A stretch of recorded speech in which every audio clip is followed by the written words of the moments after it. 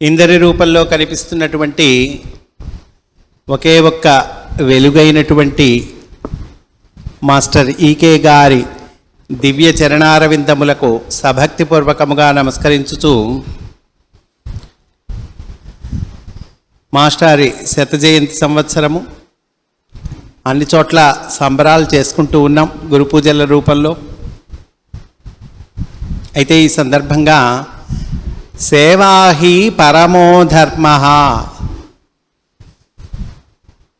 ఈ సేవాధర్మము అనేటువంటిది మాస్టర్ ఈకే గారు తన జీవితము ద్వారా ఎలా ఆచరించి చూపించారు అనేటువంటిది కొద్దిగా ఈరోజు తెలుసుకుందాం. మాస్టారి ద్వారా వ్యక్తమైనటువంటి ఈ సేవ ఏదో ఒక రంగానికి సంబంధించినటువంటిది కాదు. అనేక రంగముల ద్వారా మాస్టారి దివ్య ప్రణాళిక ఈ సేవా రూపంలో వ్యక్తమైంది. సూర్యుణ్ణి మనం సహస్ర కిరణుడు అంటాం. సహస్రము అంటే కనుక ఇన్ఫినిటీ అని అర్థం, అనంతవాచకము. సహస్రము అంటే అనంతమైన కిరణములను ప్రసరింపచేసేటువంటి వాడు సూర్యుడు.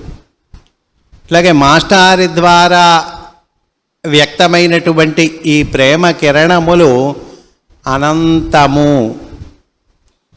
అనేక రంగములు, సాహిత్యము, జ్యోతిషము,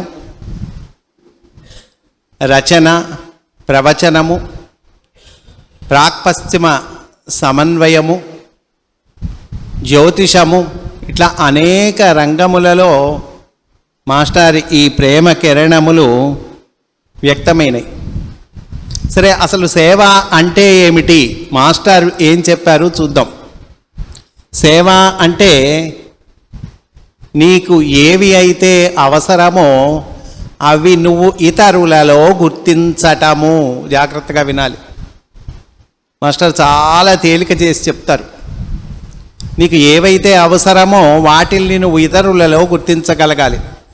బాగా చలికాలము, బాగా చలి వేస్తోంది, మనకి కొంచెం వేడి కావాలి, ఏదైనా రగ్గు కప్పుకుంటే బాగుండు, కొంచెం వేడిగా ఏదైనా కాఫీ తాగితే బాగుండు అని అనిపిస్తుంది. అయితే నువ్వు అర్థం చేసుకోవాల్సింది ఏంటంటే, ఇదే వేడి నాకు అవసరము, ఇదే ఇతరులకు కూడా అవసరం అవుతుంది. నీకు బాగా ఆకలేసింది, ఏదైనా తింటే బాగుండు, ఎవరైనా ఏదో ఇస్తే బాగుండు, ఆకలి వేస్తుంది అని అనిపిస్తుంది. ఇదే ఆకలిని తోటి వారికి కూడా ఉంటుంది. ఇది గుర్తించటము సేవ అన్నారు. సేవ అంటే ఏమిటి, ఇది గుర్తించటం. సరే, మనం పొట్ట కోసం చేస్తాం, ఉద్యోగం చేస్తాం, వ్యాపారం చేస్తాం, లేదా వ్యవసాయం చేస్తాం, లేదా ఏదైనా ఒక వృత్తి, ఒక ప్రొఫెషన్ చేపడతాము. దాని ద్వారా డబ్బులు వస్తాయి మనకి, దాని ద్వారా మనము అవసరాలు తీర్చుకుంటాం. దీన్ని సోషియో ఎకనామిక్ ట్రయాంగిల్ అంటారు. సామాజిక ఆర్థిక త్రికోణము. దీనిని సేవ అని అనరు అని చెప్పారు. మనం ఏదో ఒక పని చేసి పెడుతున్నాం, ఒక వేతనమో, డబ్బులో, శాలరీనో, కూలీనో ఏదో పొందుతున్నాం.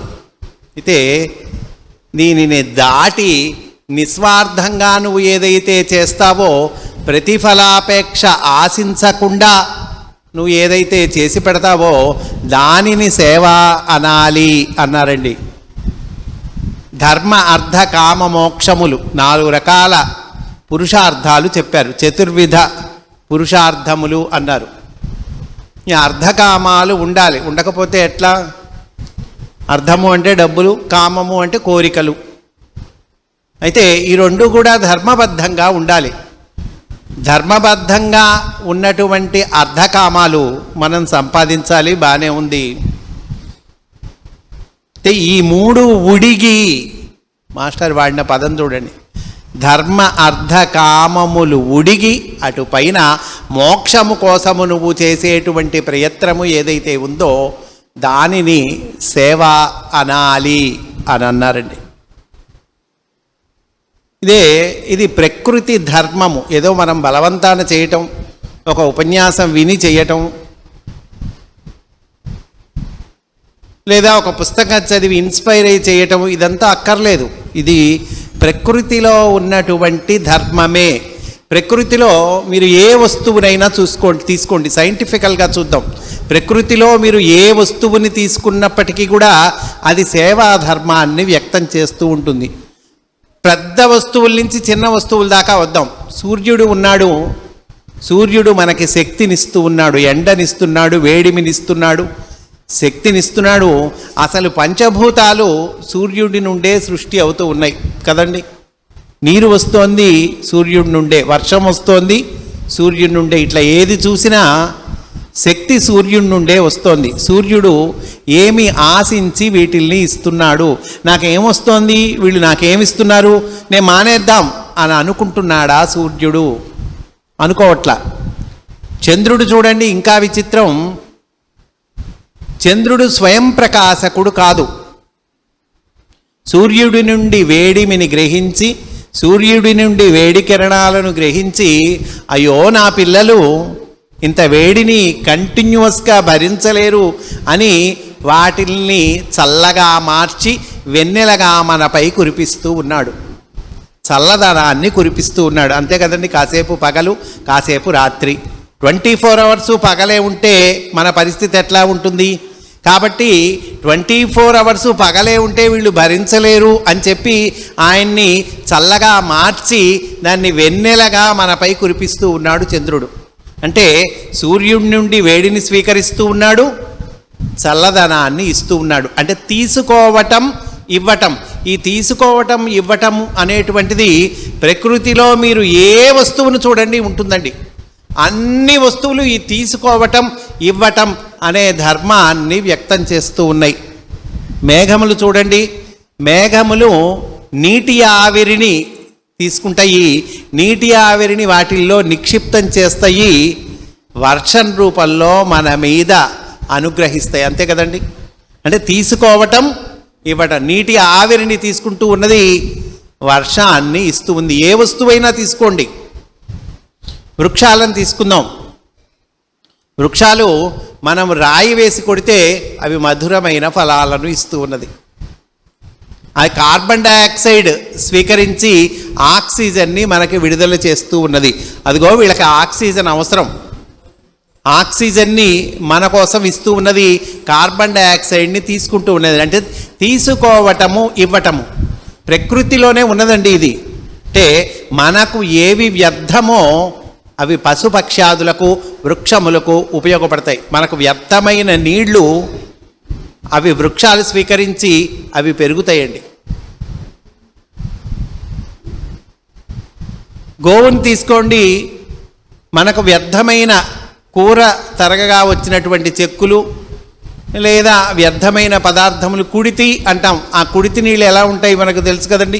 మనకు పూర్తిగా వ్యర్థమైనటువంటి నీళ్లు అవి స్వీకరించి గోవు మనకి ఏది వ్యర్థమో వాటిల్ని స్వీకరించి వాటిల్ని తెల్లటి, చిక్కటి, స్వచ్ఛమైన పాలగా అందిస్తూ ఉన్నది మనకి కదండి. పైగా ప్రకృతిలో కూడా ఏమున్నదంటే మన జీర్ణ కోసం వేరు, ఈ పశువులకు ఉన్నటువంటి జీర్ణ కోసం వేరు. ఈ మన బియ్యము, కాయగూరలో వీటిల్ని పచనం చేసేటువంటి జీర్ణ వ్యవస్థ మనకిచ్చాడు భగవంతుడు. అట్లాగే ఈ చొప్ప, గడ్డి, పీచు పదార్థాలు వాటిల్ని పచనం చేసేటువంటి జీర్ణ కోసము ఆ పశువులకు ఇచ్చాడు భగవంతుడు. అంటే మనకు వ్యర్థమైనటువంటివి పశువులకి, జంతువులకి, పశుపక్ష్యాదులకి, వృక్షాలకి ఉపయోగపడతాయి. వాటికి వ్యర్థమైనటువంటివి మనకి ఉపయోగపడతాయి. తీసుకోవటము, ఇవ్వటము. వృక్షాలని చూసాం, కార్బన్ డైఆక్సైడ్ని తీసుకుంటున్నాయి, ఆక్సిజన్ని ఇస్తూ ఉన్నాయి. గోవుల్ని చూసాము, తీసుకుంటాము, ఇవ్వటము. ఇంకా చిన్న వస్తువు తుమ్మెదను తీసుకుందామండి. తుమ్మెద పూలన్నీ తిరుగుతుంది. అన్ని పూలులో ఆ పువ్వు ఈ పువ్వు తిరిగి మకరందాన్ని సేకరించి ఒక తేనె బ్యాంక్ని తయారు చేస్తుంది. తేనెటీగ అంతే కదండి. పువ్వుల మీద తిరిగి తేనెని సేకరించి ఒక తేనె బ్యాంకుని తయారు చేస్తుంది. మానవుడు ఏం చేస్తాడు? వన్ ఫైన్ మార్నింగ్ ఒక రాయి వేసి ఆ తేనె తుట్టని వాటిలన్నింటినీ పారద్రోలి ఆ తేనెని తెచ్చుకుంటాడు. కనుక ఇది ప్రకృతి ధర్మము. తీసుకోవటము ఇవ్వటము అనేటువంటిది ప్రకృతి ధర్మము. కనుక ఎందుకు తీసుకోవాలి అంటే కనుక ఇవ్వడము కోసమే తీసుకోవాలి. ఇదండి గ్రహించాల్సింది. ఇవ్వడము కోసమే తీసుకోవాలి. ఒక ఆయన అన్నాడు, అయ్యా నేను సంపాదించుకున్నాను, నేను వండుకున్నాను, నేను సంపాదించుకున్నాను, నేను తయారు చేసుకున్నాను, నేను కొనుక్కున్నాను, నేను వండుకున్నాను, నేనే తింటాను, నేను ఇంకొకళ్ళకి ఎందుకు ఇవ్వాలి అన్నాడు. అంటే ఇది ప్రకృతికి ధర్మానికి ఎంత విరుద్ధమో చూద్దాం. నిజమే, నువ్వే సంపాదించుకున్నావు, నువ్వే కొనుక్కొచ్చుకున్నావు, నువ్వే వండుకున్నావు, నువ్వే స్వీకరించు, నీలోనే ఉంచుకో, నీలోనే ఉంచుకోగలవా అంటే ఒక ఆహార పదార్థం మనం తీసుకున్నాము, మనలోనే ఉంచుకోగలమా? తినేసి మనలోనే ఉంచుకోగలమా? ఉంచుకోలేంగా. దాన్ని విసర్జనం చేయాలి, దాన్ని వదిలివేయాలి కదండి. ఆ వ్యర్థమైన పదార్థం ఏది ఉందో అది దాన్ని వదిలివేయాలి. ఆ వ్యర్థమైన పదార్థము ఇంకొన్ని జీవులకు ఉపయోగపడుతుంది. అక్కడ దాకెందుకండి? మనం శ్వాస తీసుకుంటాం, ఉచ్ఛ్వాస నిశ్వాసలు అంటాం. గాలిని పీలుస్తాం కదండి. ఆ పీల్చిన గాలిని నేను పీల్చాను, నాలోనే ఉంచుకుంటాను. ఉంచుకో, నీలోనే ఉంచుకో, బయటకు వదలవాకు. వదలకుండా ఉండగలమా? జాగ్రత్తగా ఆలోచించండి. గాలిని పీల్చాము, ఈ గాలిని వదలకుండా మనలోనే ఉంచుకోగలమా? కాదు, వదలాల్సిందే. అంటే తీసుకోవటము ఇవ్వటము అనేటువంటిది ఇది శరీర ధర్మము. కంపల్సరీ మనం తీసుకోవాల్సిందే, ఇవ్వాల్సిందే. ఈ ఇవ్వటము అనేటువంటిది శరీర ధర్మము నాయన అని చెప్తూ ఉన్నారు. కనుక ఎలా వస్తుంది ఆనందము? ఎలా వస్తుంది అంటే కనుక మాస్టర్ చెప్తారు. సర్వీస్ అండ్ సాక్రిఫైస్ అని మాస్టర్ స్పీచ్ ఒకటి ఉంది. అందులో చెప్తారు ఆనందము ఎలా వస్తుందంటే సేవా త్యాగము, ఈ రెండిటి ద్వారా మాత్రమే ఆనందము వస్తుంది. అందరం కోరుకుంటాం ఆనందం, హ్యాపీనెస్ అందరికీ కావాల్సిందే, అందరికి ఇష్టమే అది. కానీ ఎలా వస్తుందో తెలియక మనం ఇబ్బందులు పడతాం. సేవా త్యాగము ఈ రెండిటి ద్వారా ఆనందము వస్తుంది. హోమియోపతి శాస్త్రవేత్త కెంట్ ఒక మాట అంటాడు, man will never be happy unless he is in the service of others. నువ్వు ఇంక ఏ పని చేయి, నువ్వు హ్యాపీగా ఉండటానికి అవకాశము లేదు. ఇతరుల సేవలో ఉన్నవాడికి మాత్రమే హ్యాపీనెస్ వస్తుంది. ఆనందము ఎక్కడి నుంచి వస్తుంది అంటే కనుక సేవా త్యాగము, ఈ రెంటి ద్వారా ఆనందము వస్తుంది. అందువల్లే ఉపనిషత్తులు అంటూ ఉన్నాయి, త్యాగేనైకే అమృతత్వ మానసు, త్యాగేన ఏకేన అమృతత్వ మానసు. త్యాగము వలన అమృతత్వము సిద్ధిస్తుంది అని మనకి ఉపనిషత్తులు చెప్తూ ఉన్నాయండి. అవతార పురుషులు కూడా దీన్నే ధృవీకరిస్తూ ఉన్నారు. శ్రీరామచంద్రమూర్తి, శ్రీకృష్ణ పరమాత్మ వారి జీవితం ద్వారా ఈ సేవా ధర్మాన్ని చూపించారు. చూద్దాం ఎలానో. శ్రీరామచంద్రమూర్తి జీవితంలో అనేక ఉదాహరణలు కనిపిస్తాయి. ఒక ఉదాహరణ చెప్పుకుందాం. రావణ సంహారం జరిగింది. అందరూ పుష్పక విమానంలో తిరిగి అయోధ్య బయలుదేరారు. ఈ పుష్పక విమానము నాన్ స్టాప్గా ఏమీ వెళ్ళలా, నానా స్టాప్గా వెళ్ళింది. చివరి స్టాపు ఎక్కడ అంటే భరద్వాజ మహర్షి ఆశ్రమంలో ఆగారు చివరిగా. ఇంకా ఆ తర్వాత అయోధ్య. అప్పుడు తిరిగి వస్తున్నటువంటి సమయం. అప్పుడు భరద్వాజ మహర్షి రామచంద్రుడితో అంటాడు, నాయనా చాలా సంతోషము, తండ్రి మాటను పాటించి 14 ఏళ్ళు అరణ్యవాసాన్ని పూర్తి చేసుకున్నావు, దుష్ట శిక్షణ శిష్ట రక్షణ చేశావు.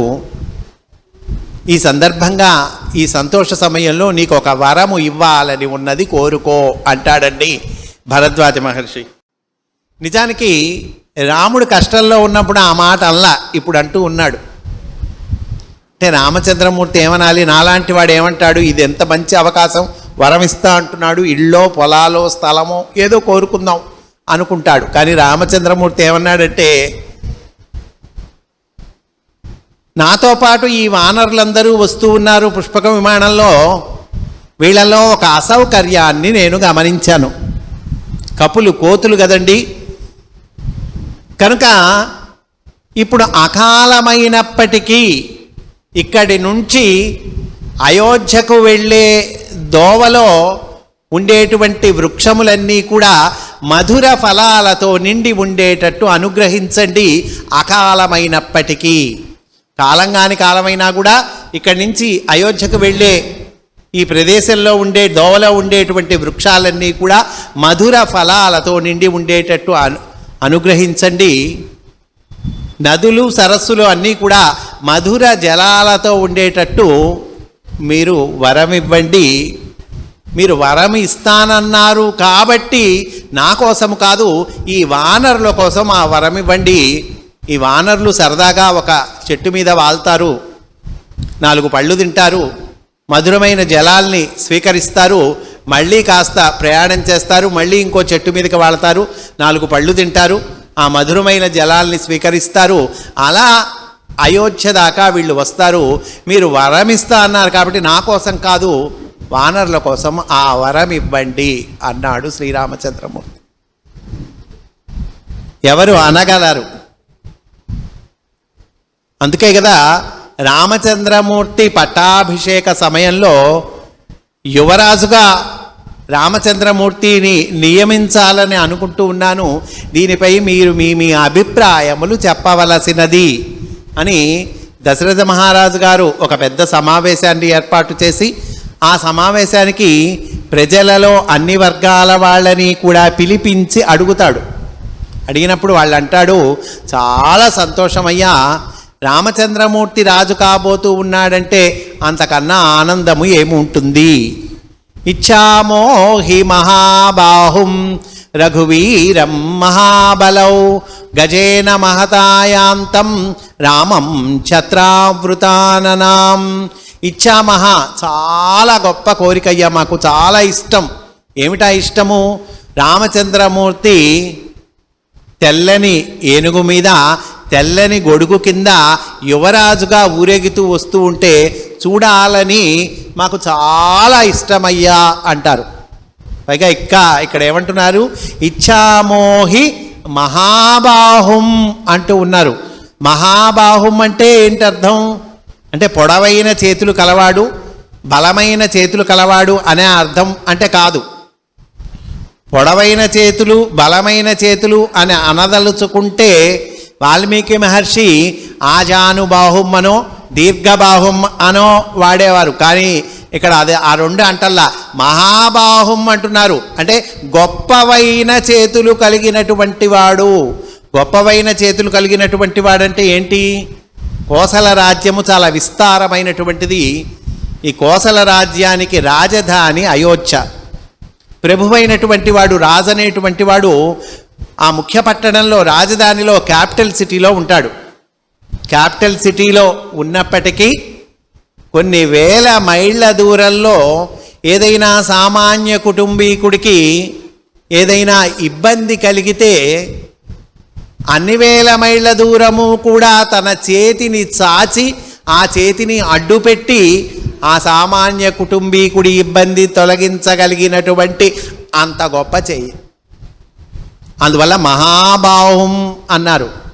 అందువల్లే కదండి అన్నమాచార్యుల వారు అంటారు, ఇందరికీ అభయమ్మూలిచ్చు చేయి కందువగు మంచి బంగారు చేయి అని అన్నారు. కనుక ప్రజలందరూ అంటారు, అప్పటికే రామచంద్రమూర్తి ఆ చిన్న వయస్సులోనే తండ్రి గారి అనుమతి తీసుకొని ప్రజా సంక్షేమమైన కార్యక్రమాలన్నీ కూడా నిర్వహిస్తూ ఉన్నట్ట. అందువల్ల అంతకన్నా మాకు సంతోషం ఏముందయ్యా, రామచంద్రమూర్తి రాజు కాబోతూ ఉన్నాడు అంటే అని అన్నారండి. ఇంకా అవతార పురుషులు ఇట్లా వాళ్ళ సేవాధర్మాన్ని వాళ్ళ జీవితం ద్వారా ఆచరించి చూపిస్తూ ఉన్నారు. శ్రీకృష్ణుడు వర్ణాశ్రమ ధర్మములన్నీ కూడా తన జీవితం ద్వారా ఆచరించి చూపించాడండి. అంటే ఈ వర్ణాశ్రమ ధర్మములు ఆయనని ఆశ్రయించి ఉన్నాయి. అంటే 4 వర్ణములు వారు ఏ పనులు చేస్తారో ఆ 4 వర్ణముల వారి పనులు శ్రీకృష్ణుడు చేశాడండి. ఆయన బ్రాహ్మణుడిగా ప్రవర్తించాడు. ఆయన జ్ఞానాన్ని ఇచ్చాడు, కర్తవ్యమును ఉపదేశించినప్పుడు ఆయన బ్రాహ్మణుడిగా ప్రవర్తించాడు, బ్రహ్మజ్ఞానాన్ని ఇచ్చాడు, భగవద్గీతను ఇచ్చాడు కదండి. అందువల్లేగా కృష్ణం వందే జగద్గురుం అంటున్నాం. దుష్ట శిక్షణ చేశాడు, శిష్ట రక్షణ చేశాడు, క్షత్రియుడిగా ప్రవర్తించాడు.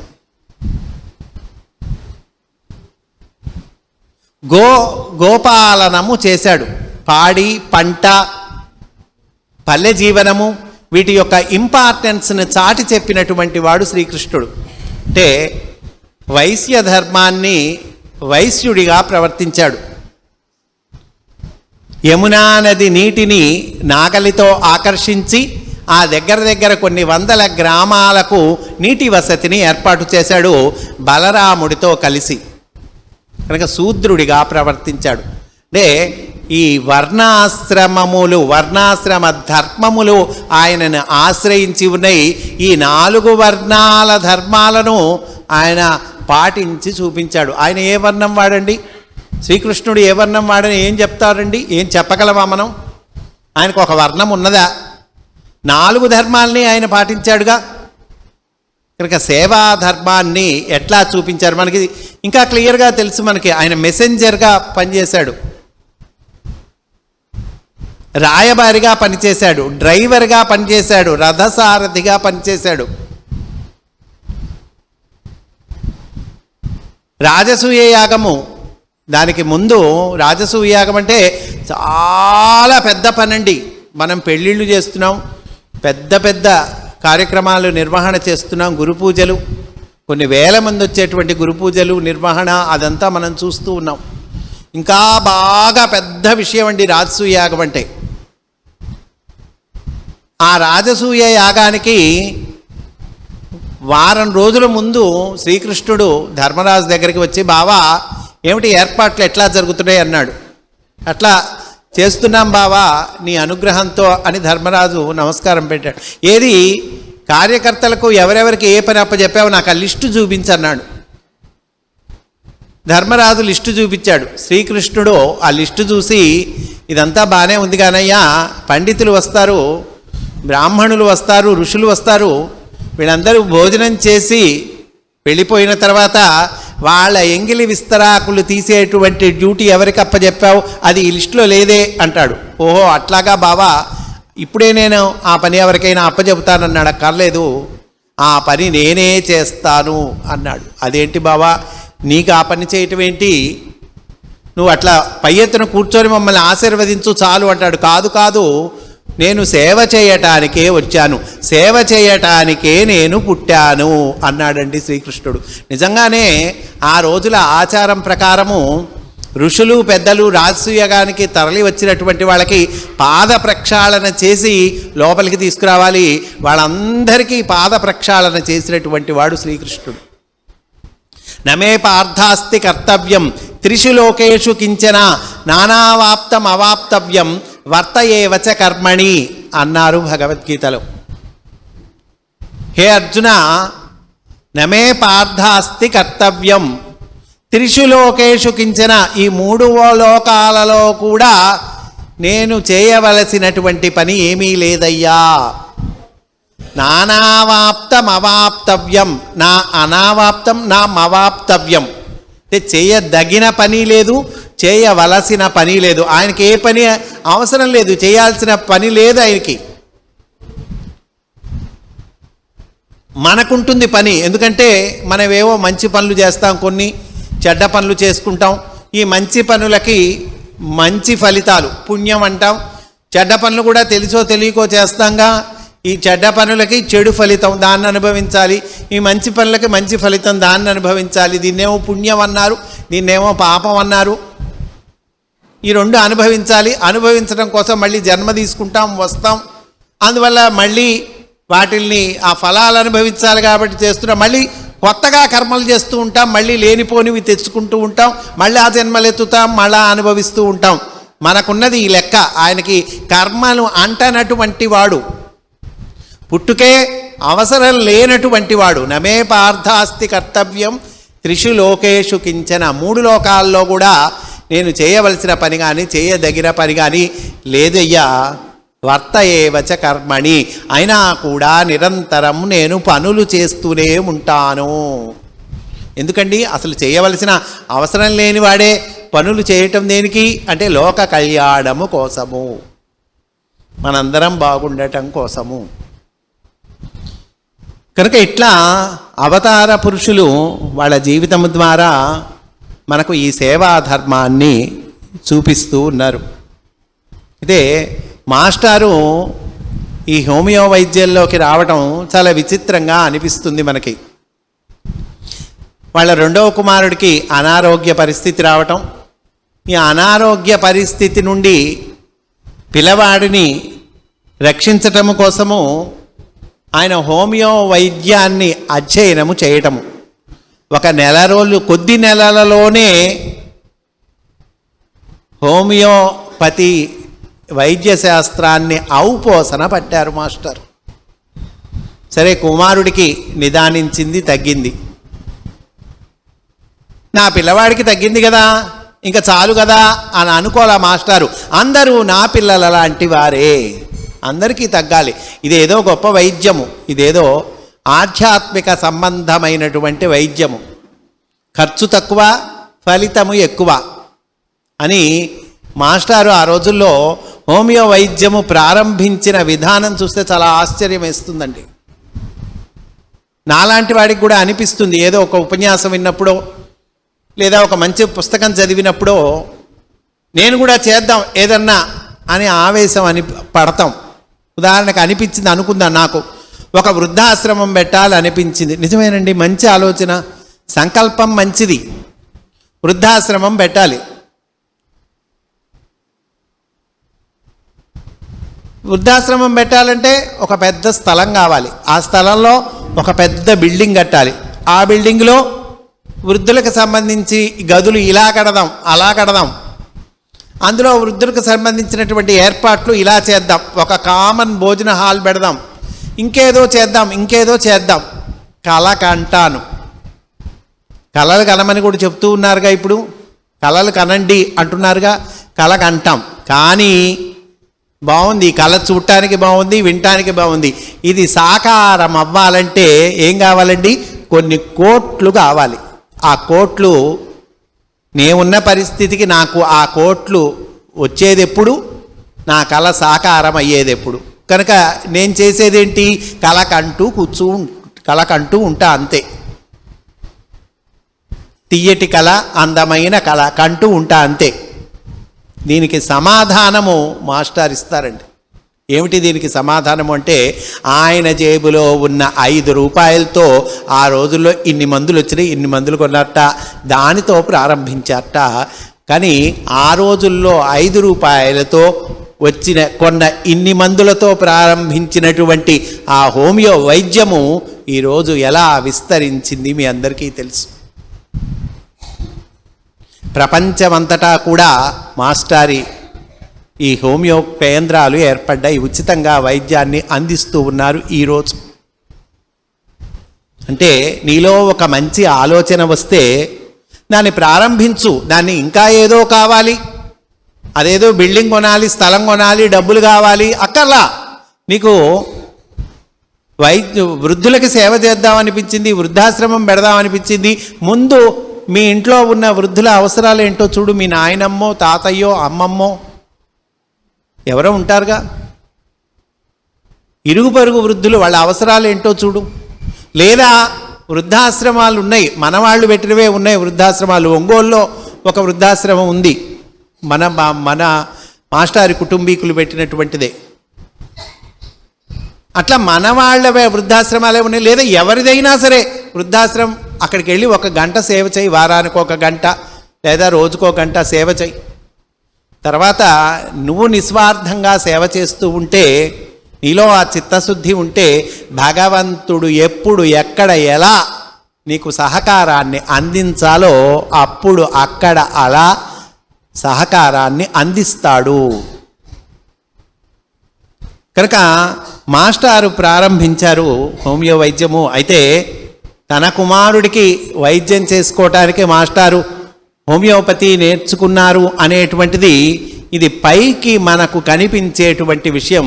కానీ అసలు లెక్క ప్రకారము ఇది పరమ గురువుల సంకల్పము.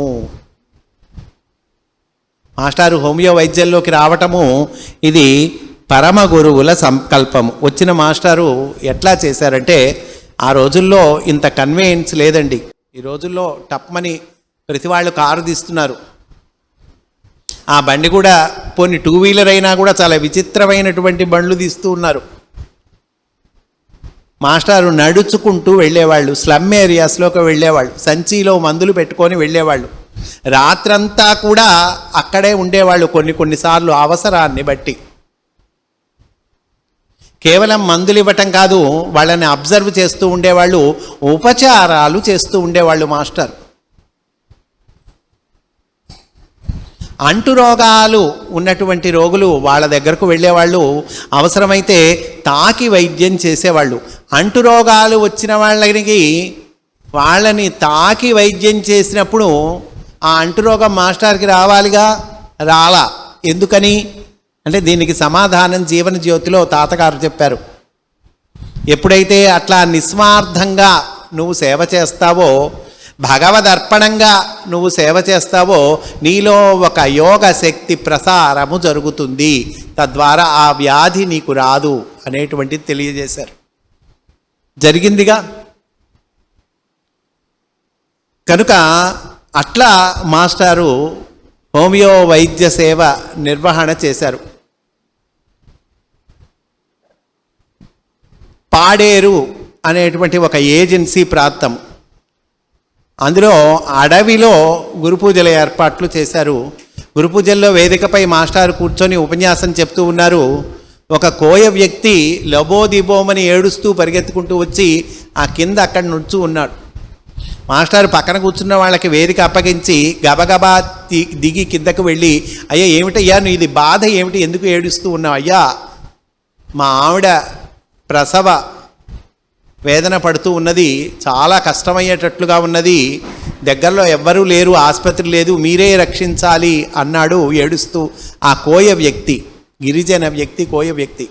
మాస్టారు వెంటనే ఏమీ ఆలోచించరా, నా చేతిలో ఏమున్నాయి, అక్కడికి వెళ్ళి పేషెంట్ని చూడాలంటే మందులు పెట్టి ఉండాలిగా, ఇవేం ఆలోచించలే, పద నేను వస్తున్నాను అన్నారంతే 5 మైళ్ళు నడుచుకుంటూ వెళ్ళారండి. మాస్టర్తో పాటు కూడా కొంతమంది వెళ్ళారు, కొంతమంది అనుసరించారు మాస్టర్ని. 5 మైళ్ళు నడవలేక వాళ్ళు సగం దూరం నడిచి కొంతమంది వెనక్కి వచ్చేశారు. పాదరక్షలు కూడా లేవు, చెప్పులు కూడా లేవు. చెప్పులు వేసుకోకూడదని కాదు, అసలు ఆ ధ్యాస ఎక్కడిది, చెప్పులు వేసుకుందాము, చెప్పులు వేసుకొని వెళ్దామనే ధ్యాస కూడా లేదు. పరిగెత్తుకుంటూ వెళ్ళారు. అరణ్య ప్రాంతము, జొన్న బీడులు, ఇట్లా ముళ్ళు అవన్నీ ఉన్నాయటండి దోవలో. వెళ్ళారు. వెళ్ళంగానే ఆవిడ్ని చూశారు. ఏం పర్వాలేదమ్మా అని ధైర్యం చెప్పారు. మాస్టర్ ప్రార్థన చేస్తూ కూర్చున్నారు. ఈలోపు మందులు పెట్టెలు తీసుకొని వెనకాల శిష్యులు వచ్చారు. ఒక మందు తీశారు, ఆ మందు ఆవిడ నోట్లో వేశారు, బయటకు వచ్చారు, కూర్చున్నారు. మాస్టర్ ప్రార్థన చేస్తూ ఉన్నారు. ఈలోపు లోపల నుండి కబురు వచ్చింది, ఆ తల్లికి సుఖప్రసవము అయినది. ఇంకా మనం వెళ్దాం పదండి, మన కర్తవ్యం అయిపోయింది అన్నారు మాస్టర్.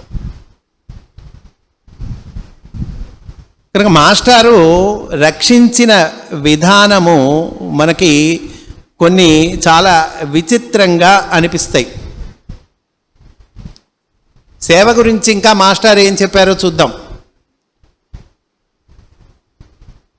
మందు కోసం వచ్చింది ఒక ఆవిడ, క్యూలో వచ్చింది. ఆవిడకి మంది ఇచ్చారు. ఆవిడ వాలకం జస్ట్ ఒక లుక్కుతోనే మాస్టర్కి అర్థమవుతుంది కదండి. అమ్మా నువ్వు పూజ గదిలో వెయిట్ చెయ్యి, నేను వస్తాను అని చెప్పారు. మిగతా పేషెంట్లను కూడా చూశారు. తర్వాత ఆవిడ దగ్గరికి వెళ్ళారు. పూజ గదిలో కూర్చొని ఉంది కదండి, ఆవిడ దగ్గరికి వెళ్ళారు. ఆవిడ చేతిలో కొంత డబ్బులు పెట్టారు. ఆవిడ ఆశ్చర్యంగా చూసింది. మరి నువ్వు ఇక్కడికి రావటానికి చాలా దూరం నుండి ఇక్కడికి వచ్చావు, ఇక్కడికి రావటానికి వలసిన ఛార్జీలు కూడా నీ దగ్గర లేవు. అయితే మాస్టర్ దగ్గరికి రావాలి, మాస్టర్కి నా బాధలు చెప్పి మందు తీసుకోవాలి, తీసుకుంటే నాకు తగ్గుతుంది అనేటువంటి ఉద్దేశంతో నువ్వు వచ్చావు. అప్పు చేసి ఛార్జీలకు కూడా లేకుండా ఉన్న పరిస్థితుల్లో అప్పు చేసి నువ్వు ఇక్కడికి వచ్చావు. నీ బాధ నాకు అర్థమైంది, ఇదిగో నీ ఛార్జీల ద్వారా డబ్బులు ఇస్తున్నాను, ఇవి తీసుకో అని ఇచ్చారండి. ఆవిడ కళ్ళ నీళ్లు పెట్టుకుందిట, ఆశ్చర్యంగా చూసిందిట. ఇక్కడ మాస్టర్ ఒక మాట అంటారు, ఇది మనం అట్ట మీద రాసుకొని రోజు చూసుకోవాల్సినటువంటి మాట. నా బాధ ఈ బాబుగారికి ఎట్లా అర్థమైందా అని ఆశ్చర్యపడుతున్నావా? ఇందులో ఆశ్చర్యమేమీ లేదు. నీలో ఉన్నది ఆ భగవంతుడే, నాలో ఉన్నది ఆ భగవంతుడే. అందరి బాధలు ఆ భగవంతుడివే. అందరిలో ఉన్నది ఆ భగవంతుడే అయినప్పుడు నీ బాధ నాకు అర్థం కాకపోతే విచిత్రం, కానీ అర్థం అయితే విచిత్రం ఏమున్నది?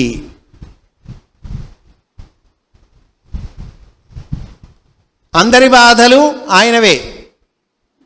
కనుక మానవత్వము ఉన్నటువంటి ప్రతి మనిషికి కూడా పక్కవాడి బాధ తప్పకుండా అర్థమవుతుంది అని ఆ క్యూలో ఉన్నటువంటి ఇంకో కుర్రాడిని పిలిచారట.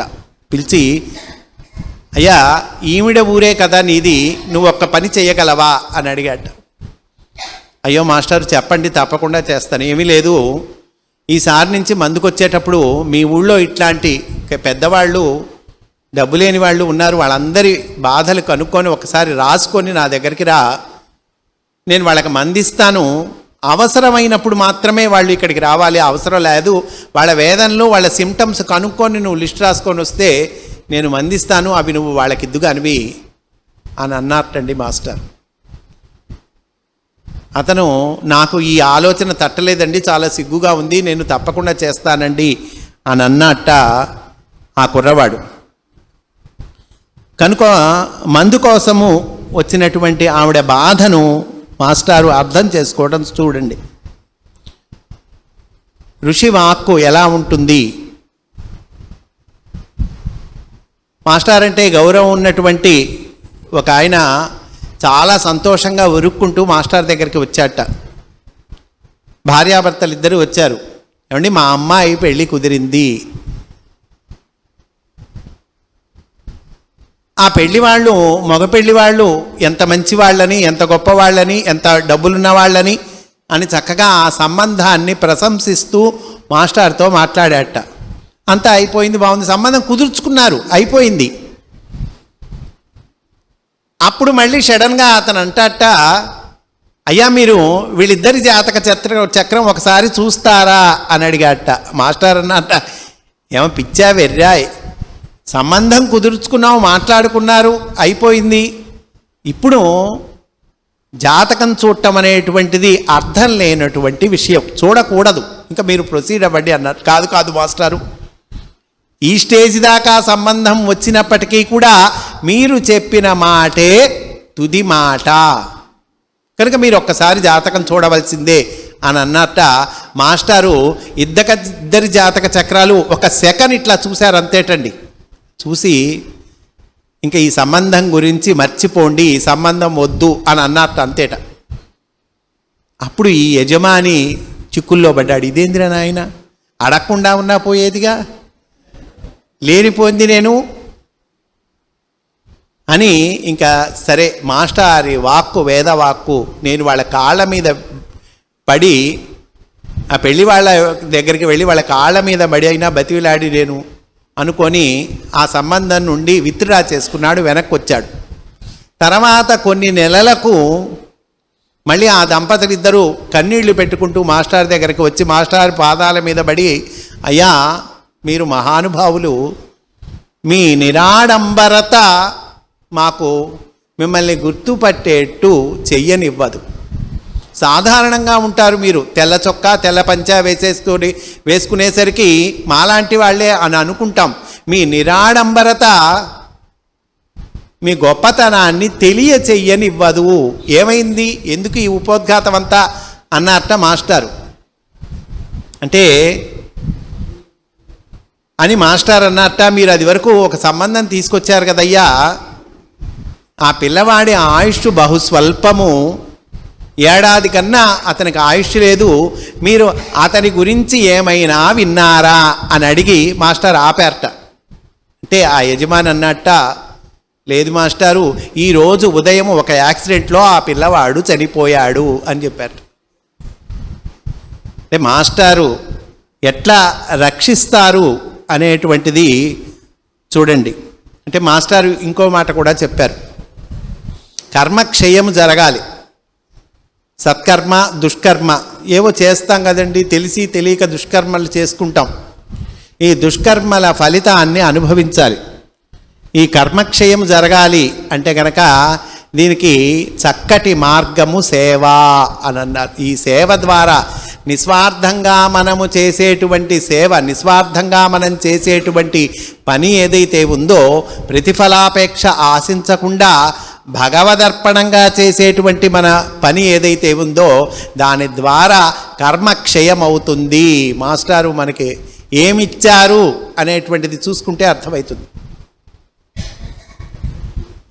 మాస్టర్ ఏమిచ్చారు మనకి, బాగుంది ఇన్ని చెప్పుకుంటున్నాం, నాకేంటి అనుకుంటాం కదండి, నాకేంటి అనే పాయింట్ వచ్చినప్పుడు మాస్టారు మనకేమిచ్చారు అంటే, మాస్టారు మనకు అనేకం ఇచ్చారు. ముఖ్యమైనవి చెప్పుకోవాలనుకుంటే కనుక కామధేను అనండి, కల్పవృక్షం అనండి, అమృత భాండము అనండి, మాస్టారు మనకి సివివి గారి ప్రేయర్ ఇచ్చారు, పూజా విధానం ఇచ్చారు, పద్ధతి ఇచ్చారు. రెండోది అనంతమైన జ్ఞానము ఇచ్చారు. తన రచనల ద్వారా, ప్రవచనముల ద్వారా అనంతమైన జ్ఞానము ఇచ్చారు. కొన్ని వందల వేల సంవత్సరాలకు సరిపడా జ్ఞానం ఇచ్చారు మాస్టారు. అట్లాగే మాస్టారు మనకి ఇచ్చిన వాటిలో ఇంకొక ముఖ్యమైనటువంటిది సేవా. సేవ ఇచ్చారు మాస్టారు మనకి. ఈ సేవ ఎందుకు ఇచ్చారంటే కర్మక్షయం అవుతుంది నాయన, కర్మక్షయానికి సంబంధించినటువంటి సూటి అయిన మార్గము సేవ. భగవదర్పణంగా నిస్వార్థంగా నువ్వు చేసేటువంటి సేవ ఏదైతే ఉందో దాని ద్వారా కర్మక్షయం అవుతుంది. ఇంకా మాస్టారు ఎట్లా రక్షించారంటే, మాస్టారి ప్రేమ అవధులు లేని ప్రేమ ఎలా ఉంటుంది చూద్దాం. మాస్టర్ గుంటూరులో ఉన్నటువంటి రోజుల్లో ఒక ఆఫీసులో పనిచేసేటువంటి ఉద్యోగి, ఆ ఉద్యోగికి కర్ణపిశాచి విద్య అని విన్నాడు ఎక్కడో ఒక చోట. ఇది నేర్చుకోవాలని కుతూహలం పుట్టింది. సరే, ఎవరో ఒకతను ఒక సిద్ధుడి దగ్గరికి వెళ్ళి, అయ్యా నాకు కర్ణపిశాచి విద్య నేర్చుకోవాలని ఉంది అన్నట్ట. అతను చెప్పాట, వద్దు నాయన, చాలా ఇబ్బందులు ఉంటాయి దానిలో, నాకు వచ్చు ఆ విద్య, కానీ వద్దు నాయన, నీ మంచికి చెబుతున్నా వద్దు అన్నట్ట. భలేవాళ్లే, కాదు నేను నేర్చుకోవాల్సిందే అన్నట్ట. కర్ణపిశాచి విద్య అంటే ఇతరులు మనసులో ఏదనుకుంటున్నారో అది వీడికి తెలుస్తుంది. ఏమన్నా ఉందండి, మన మనసులో ఉన్న తలకాయ నొప్పి మనకి తల పగిలిపోతుందే, రకరకాల భావాలు, మన మనసులో ఉన్న విషయాలే కొట్టుకొని చస్తున్నామే మనము, ఆ మనసులో అవే కొట్టుకుంటుంటాయే.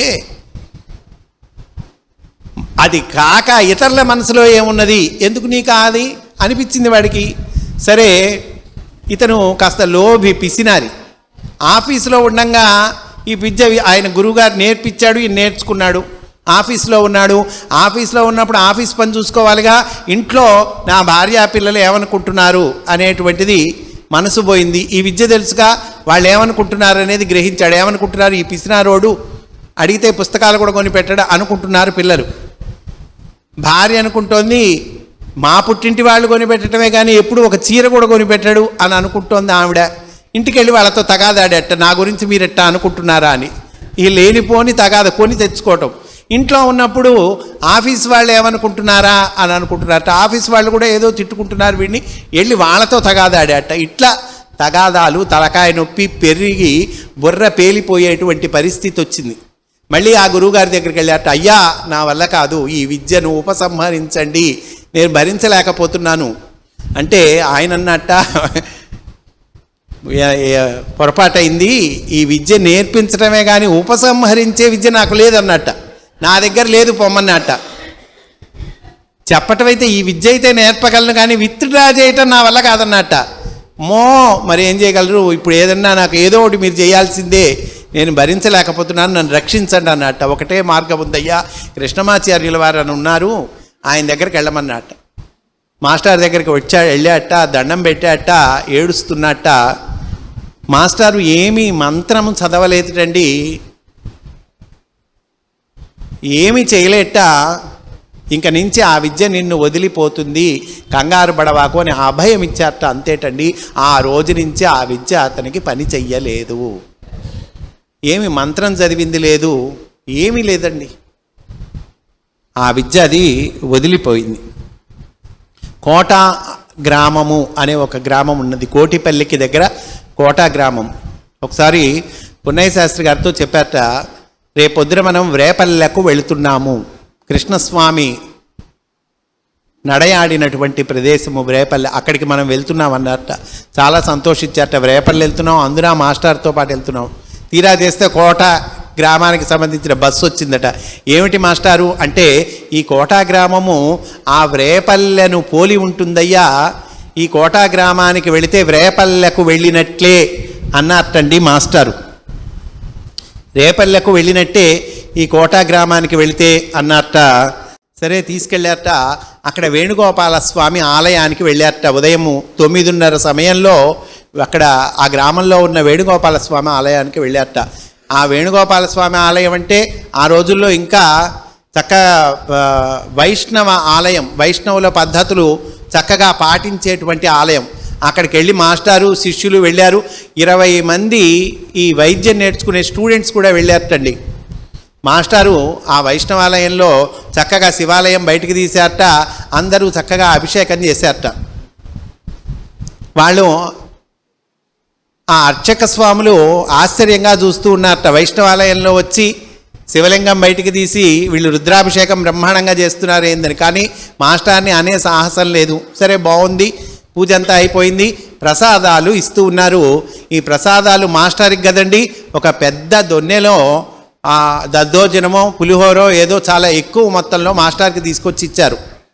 అయితే అంతకు ముందే ఈ నిమ్న కులస్తులైన బాలురు, 10-12 ఏళ్ల బాలురు పాప ఆ దేవాలయానికి వచ్చి మాకు ప్రసాదం పెట్టండి, మాకు ప్రసాదం పెట్టండి అనుకుంటూ వస్తే ఈ అర్చకులు వాళ్ళని మీరు లోపలికి రావడానికి వీల్లేదు అని తరిమి బయటకు కొట్టేశారటండి.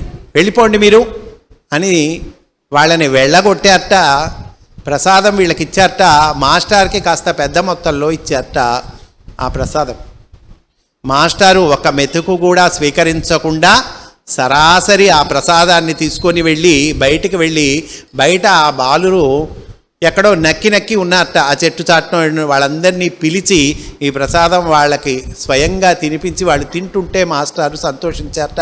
అప్పుడు చెప్పారట మాస్టర్, లోపల ఉన్న వేణుగోపాల స్వామి ఈ బాలుర రూపంలో వచ్చాడు. బాలుర రూపంలో వేణుగోపాల స్వామి వచ్చి ప్రసాదం పెట్టమని అంటూ ఉంటే మనం వాళ్ళని తరిమి కొడుతూ ఉన్నాము. ఇది మనము చేసేటువంటి పొరపాట్లు. ఈ పొరపాట్లను మనం అనుభవించాల్సి వస్తుంది తర్వాత. ఇప్పటికైనా మనము తెలుసుకోవాలి అని మాస్టర్ చెప్పారటండి. సరే, ఇంకొక సంఘటనలో ఒక వీరభక్తుడు, అంటే మాస్టారు నిందాస్తుతులను సమానంగా చూసినటువంటి వాళ్ళు, ఒక వీరభక్తుడు ఉన్నట్ట. అంటే భక్త్యావేశము అని చెప్పాడు రచయిత ఇందులో. అని మాస్టారి పుస్తకాలంటే ఇష్టము, మాస్టారి పుస్తకాలంటే భక్తి, మంచిదే. ఆ రోజుల్లో ఒక ప్రముఖ చలనచిత్ర నటుడు, అతనికి తీసుకెళ్ళి ఈ పుస్తకాలు ఇద్దాం అని కోరిక పుట్టిందిట ఇతనికి. తద్వారా ఏదో సినిమాలో రంగంలో మాస్టారి రచనలు వస్తాయి, మాస్టారి రచనకి ఒక విస్తృతి వస్తుంది, వ్యాప్తి వస్తుంది అని ఇతని ఉద్దేశం. అయితే ఇతను చేసిన మంచి పని ఏంటంటే ఈ కోరిక మాస్టారి దగ్గర వ్యక్తం చేశాట. నేను వెళ్తానండి, ఆ సినిమా నటుడు నాకు తెలుసు, అతనికి ఈ పుస్తకాలు ఇస్తాను అంటే మాస్టర్ అన్నారట, వద్దయ్యా ఇది జరగదు, అతనేమి ఇంట్రెస్ట్ చూపించడు, వద్దని చెప్పారట.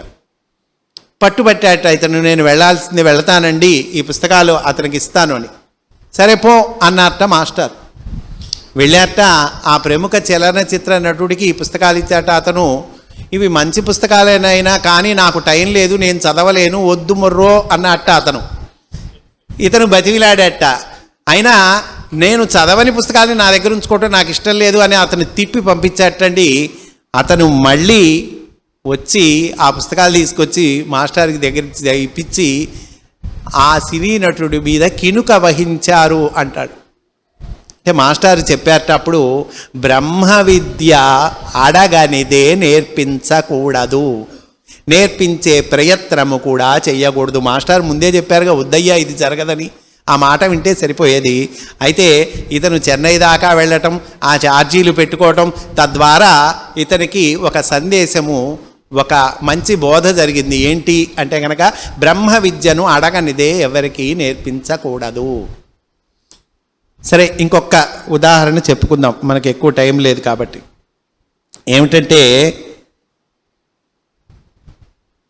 ఒకసారి రైల్వే న్యూ కాలనీ రామాలయం, రైల్వే న్యూ కాలనీ రామాలయంలో మాస్టారు అనేకమైన ఆధ్యాత్మిక విజ్ఞానను సంపదను అందించినటువంటి చోటు. సామాన్యమైన ఆలయం కాదది. విశాఖపట్నంలో ఈసారి ఎప్పుడన్నా వెళ్తే అక్కడికి వెళ్ళి దండం పెట్టుకోవాలి మనం. ఎందుకంటే మాస్టారు రామాయణము, భారతము లాంటి అనేక విషయాలు ప్రవచనం చేసినటువంటి చోటు. ఒకసారి రామాయణంలో ఒక అద్భుతమైన ఘట్టము మాస్టర్ వర్ణన చేస్తూ ఉన్నట్ట. చాలా రసవత్తరంగా సాగుతూ ఉన్నది ఘట్టం. మాస్టారి ప్రవచనంలో ప్రత్యేకత, మాస్టారి రచనల్లో, మాస్టారి ప్రవచనాల్లో ప్రత్యేకత మనందరికీ తెలుసు. ఏమిటా ప్రత్యేకత అంటే ఉదాహరణలు. ఈ ఉదాహరణలు మహానుభావులు, ఋషులు, వాళ్ళ జీవితాల నుండి ఉదాహరణలు ఉంటాయి. పురాణాలు, ఇతిహాసాలు, వాటి నుంచి ఉదాహరణలు ఉంటాయి. ఇంత మాత్రమే కాక ఒక సామాన్యుడి జీవితంలో ఎదురయ్యే సన్నివేశాలను ఉదాహరణగా ఇస్తారు మాస్టర్. కనుక అప్పుడు ఏమవుతుంది, ఆ ఉదాహరణల ద్వారా ఆ మహోత్కృష్టమైనటువంటి ఆధ్యాత్మిక విషయము చాలా తేలికగా మనకు అర్థమవుతుంది. ఇది మాస్టారి ప్రత్యేకత. అట్లానే ఆ ఘట్టాన్ని చెప్తూ ఉన్నారు. ఆ ఘట్టం అర్థం అవటం కోసం ఒక ఉదాహరణ చెప్తూ ఉన్నారట. ఏమిటా ఉదాహరణ అంటే, కొంతమంది భార్య గతించాక రెండవ వివాహం చేసుకుంటారు. మంచిదే, భార్య గతించింది కదా, మరి వాడి ఏదో తోడు నీడ ఏవో రకరకాలు చెప్తారుగా, రెండో వివాహం చేసుకున్నాడు, చేసుకుంటే తప్పులేదు. కానీ ఈ రెండో వివాహం చేసుకున్న తర్వాత ఈ మొదటి భార్యకున్న సంతతి ఉంటారే, మొదటి భార్యకున్న పిల్లలు, వీళ్ళని నిర్లక్ష్యం చేస్తారు. అక్కడ తప్పు. దాంతో ఈ మొదటి భార్యకున్నటువంటి పిల్లలు, మొదటి భార్య సంతతి, వీళ్ళు పాపం ఏదో మానసిక డిప్రెషన్ లాంటి దానికి గురయ్యి ఇంటి నుండి పారిపోయి వెళ్ళిపోతారు. ఈ రోజుల్లో ఇంటి నుండి పారిపోతే వాళ్ళని కనుక్కోవటం చాలా సులభం. సెల్ ఫోన్లు వచ్చినాయి, ఇంటర్నెట్లు వచ్చినాయి, సాంకేతిక పరిజ్ఞానము పెరిగింది. కానీ ఆ రోజుల్లో ఇంటి నుండి పారిపోతే వాళ్ళని కనుక్కోవటం చాలా కష్టమండి. వాళ్ళు దొరికేవాళ్ళు కాదు. ఇంటి నుండి పారిపోతారు. పారిపోయిన తర్వాత వీడు ఏడుస్తూ కూర్చుంటాడు. అయ్యో పిల్లవాడు నాకు కనిపించట్లేదు అని వీళ్ళు బాధపడుతూ ఉంటాడు. ఆ పిల్లవాడు ఎక్కడున్నాడో వాడిని వీడి అడ్రస్ కనుక్కోలేకపోతాడు.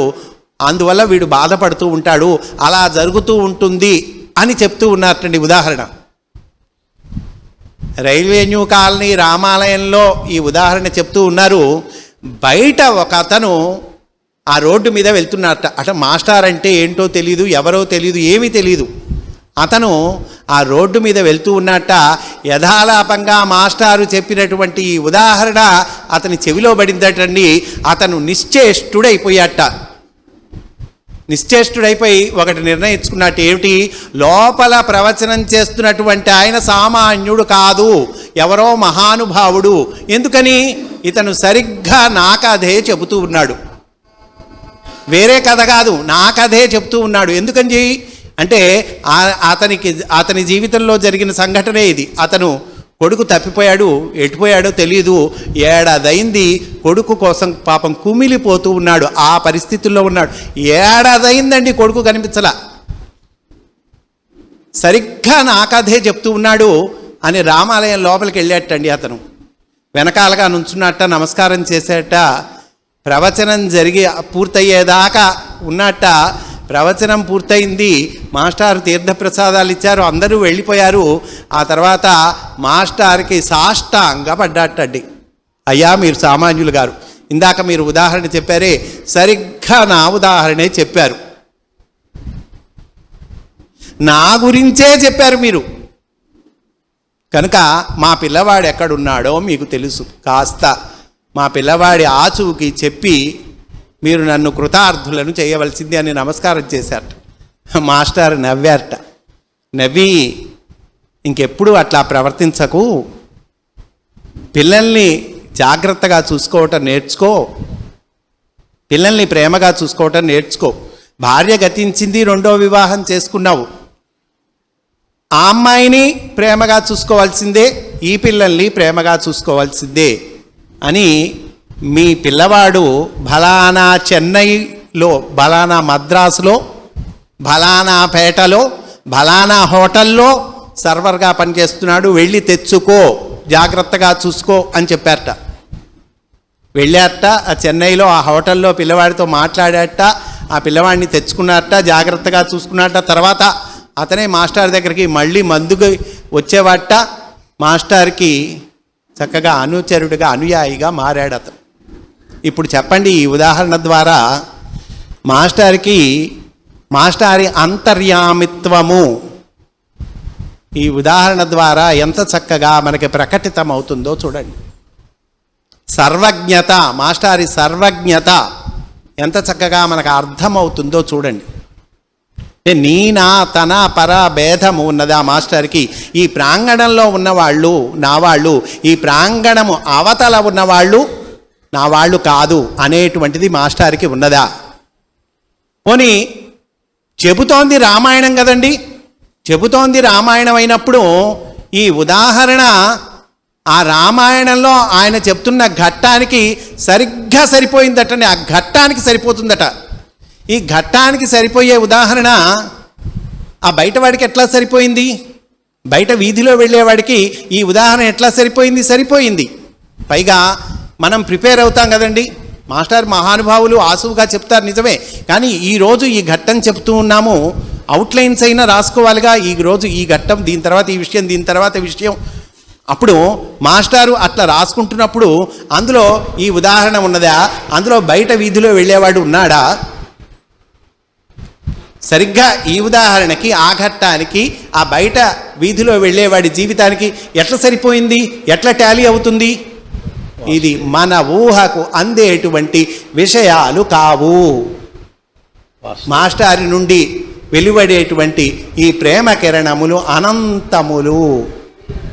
ఇట్లా మాస్టారు సేవాధర్మాన్ని తన జీవితము ద్వారా ఆచరించి చూపించినటువంటి వారు మాస్టారు.